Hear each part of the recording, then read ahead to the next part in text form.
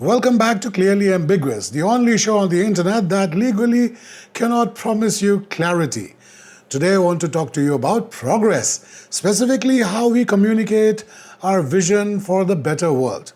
Now, historically, if you wanted to overthrow an economic system, you had to do a few basic things. You organized it in secret, you printed illegal pamphlets on hand crank press, you wore rugged boots, you drank bad tea. It was grueling, unglamorous, and featured very poor lighting. Today, we have streamlined the revolution. Today, you can dismantle global capitalism while lying in a memory foam bed, eating imported avocados, and typing a 14-part thread on X, earlier known as Twitter.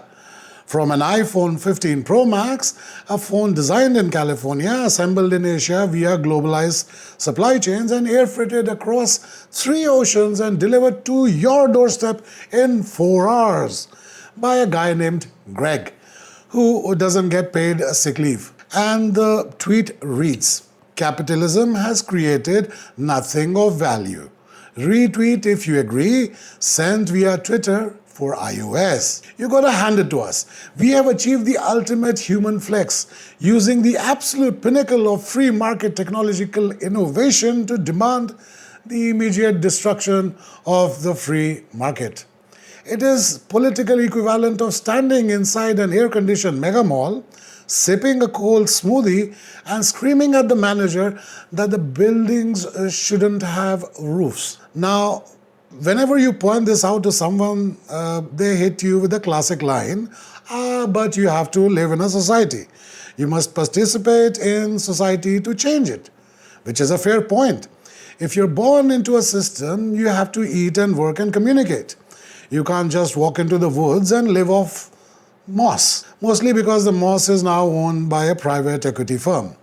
But there is a slight difference between participating in society out of necessity and having a favorite brand of noise-cancelling headphones to block out the noise of the working class. While you type your manifesto, at some point, the line between "I'm forced to survive under capitalism" and "I require a 4K display to abolish private property" gets a little ambiguous. And here's where the comedy gets really dark. The platforms hosting all this anti-capitalist energy, they love it. They are drooling over it. You see a lot of people claiming the big tech has a massive political agenda. Let me let you in on a corporate secret. Silicon Valley executives do not care about your ideology. They care about your screen time. The algorithm doesn't read Marx. The algorithm doesn't read Adam Smith. The algorithm reads your elevated heart rate. When an anti-capitalist posts a fiery video explaining why all billionaires should be turned into fertilizer, the algorithm doesn't censor it. The algorithm says, "Oh, look at those engagement matrices. Quick, run an ad for a $90 weighted blanket right under the video." It is the ultimate capitalist trick. They built a machine that monetizes the desire to destroy the machine. You are generating ad revenue for a multi-billion-dollar conglomerate, I got that word in the first go, by explaining why a multi-billion-dollar conglomerate shouldn't exist. It's poetry. Tragic, hyper-monetized poetry. And let's talk about the corporate wokeness for a second. Every June, weapon manufacturers and oil companies put rainbow flags on their logos. Why? Is Raytheon suddenly deeply passionate about social justice in aerospace sector? No, it's brand safety. A marketing coordinator realized that putting a progressive slogan on a product reduces the chance of boycott by 14%. It's not an ideological takeover. It's risk management wrapped in a tote bag. Which brings us to the most visible side effect of all this, the screaming. We have all seen the videos. A political debate is happening, one person drops a statistic, and the other person, instead of responding, just starts yelling. Decibels go up, veins pop on the neck, personal insults start flying, and why does this happen so fast these days? Sociologists have been tracking a clear trend.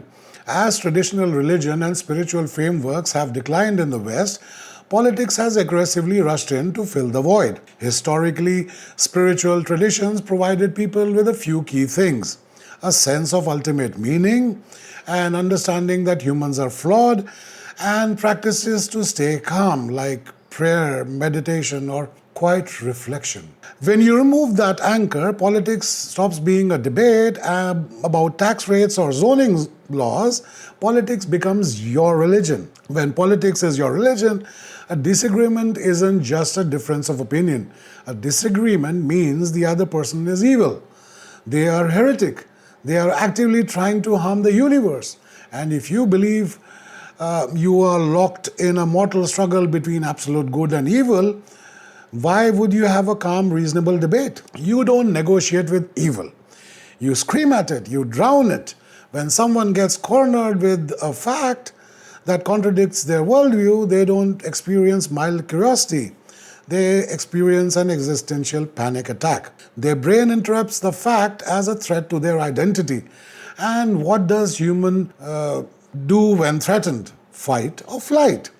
And on the internet, fight just looks like shouting until the other person gives up and goes home. Now, to be completely fair, this isn't a left-wing issue. The right has its own spectacular version of this. When conservatives get backed into a corner, they don't exactly quote philosophy and offer you tea. They start calling people traitors, talking about shadow cabals or buying tactical flashlights to prepare for the end of times. Escalation is a universal human bug, not a partisan feature anymore. But there is a specific style of militancy on the far left that deserves its own award for irony.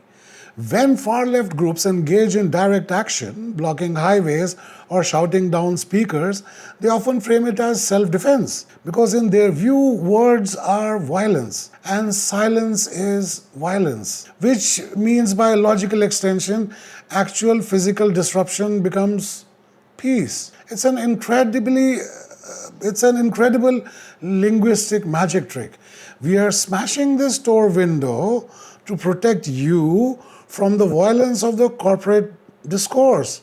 Meanwhile, the guy whose shift just got cancelled is standing on the sidewalk thinking, cool, thanks, my rent was due yesterday. But I'm glad the window learnt its lesson. So where does that leave us? We live in a world where anti-capitalists rely on global supply chains to spread their message.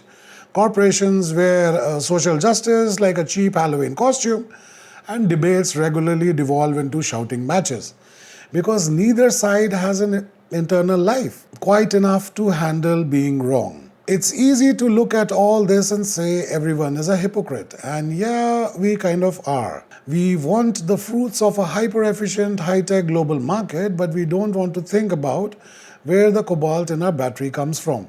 We want absolute freedom of speech, right up until someone uses that speech to say something that makes our eyes twitch and teeth grit.